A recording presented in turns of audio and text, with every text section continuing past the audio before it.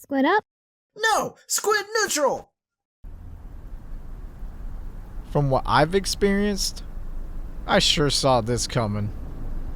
On top of a bunch of U-boats and pallets, and then tuck them away in the back room. Load up and crunch a buttload of cardboard into the cardboard baler. Make sure the store is clear of all boxes. Go home. Now take box cutter and insert it into your... Any questions? Why am I here? Because I wanted to tell you more stories about an ancient relic from the past! Part 2! Here we go! Okay, first of all, before we start, I just want to start off by saying that, every time the store's radio started playing the Frozen song, you know what song? All the workers around would groan and complain. Meanwhile, your boy up over here, letting it go. And yeah, this was a daily occurrence. Awkward group meetings. Now, when you work the night shift at Squids Are We, there's the one big rule that you are never allowed to break unless in an emergency. You are not allowed to leave the locked facility until 6 a.m. Yeah, this rule was broken many times. This one guy didn't bring his food for break, so he must have been starving, So he went in and broke the rules by getting donuts at Tim Squirtin's across the street. No big deal, right? Well, yeah, a group meeting was called and the boss presented him as an example of what could happen to you if you ever broke the main rule. It was like watching a public execution. Fired. Now let me present to you more awkward group meetings. What idiot would order some pizza nut to the store? Y'all know we can't open the doors to retrieve it? How stupid are you? Who in the flying smoked in the bathroom? You toilet munchers! I've noticed there's someone who keeps going to the bathroom every 30 minutes. If you have a bladder problem or anything of the sort, you should come see me and let me know. Oh no, he knows! Yeah, it was directed towards me. I don't know why, but I was too embarrassed to tell him that I had a weak bladder during the nightly hours, okay? And I just never said a thing. And I continued on with my ritual by peeing more. The bosses. The bosses work with you, so there aren't really any opportunities to slack.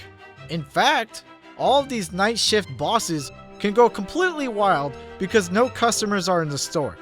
Plus, the job is so stressful, nobody wants to do it. So if they ever quit, it's hard to replace them. They could go absolutely bonkers if they wanted to. I've seen it. Ryan, the first boss before quitting. This dude lifts. Very intimidating. He'll split you in half. He quit for obvious reasons. John and Alex, the dual bosses that replaced Ryan. John is very quiet. Thought he didn't like me at first until he recommended me at the end of the seasonal and told me I was a good worker. Who would have thought? Alex, the best for last. This guy is a true rager. He goes on a cursing spree every night. He'll destroy merchandise by crushing them and throwing them across the universe. An example. I hate this store and this job! I'm done with this! I'm quitting this squid hole! By the way, that happens every night. Yeah, so, you don't want to be on his bad side. He's actually a pretty good guy. If, workers would stop being stupid and stop, don't do dumb things. Unfortunately, that's not the case. If anyone screws up, he takes full responsibility and gets extra work piled onto him. Also, he gets chewed out by his supervisors. Crazy Steve. Again. Although Crazy Steve did Crazy Steve things, I've always thought he was an overall pretty nice dude. But then as time went on, something happened. This man, he got corrupted. As days go by, he would become angrier and angrier. He started bossing the other workers around and brag at any chance he gets. Workers started to learn that they should avoid him and to never trust him. He became a snitch. If you've talked smack about the bosses, he would tell the bosses. And the bosses talked smack about their bosses, he would tell their bosses. No one was safe. This was the downfall of Crazy Steve. Oh, body odor. Alright, you know when you go to anime cons and it smells like straight booty? I do. Well, at Squids Are We, there are no exceptions. There were 3 atrociously smelly people that I had to stay clear from at all times. If one of those stankers were on one side of the store, I'd be on the other. Lord bless my soul if I ever had to cross paths with them, because then I'd have to hold my breath for dear life. One whiff, and I'm dead. The Lobster Man. It was one of those nights where I was out in the back putting cardboard into the baler with another worker. And you know, when 2 people are alone together, they talk. He goes, I was a lobster man once, but then I threw my back out.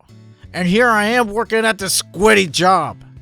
I work 2 jobs every day since I got 2 little kids to feed. Oh, by the way, my wife cheated on me last week. I'm sorry to hear. Oh, yeah, you remember that guy that got fired for walking to Tim Squirtins? Yeah. That was that guy. Okay, yeah, so the store is closed now. It went bankrupt. I'm sure you guys already know, but you know, it doesn't exist anymore.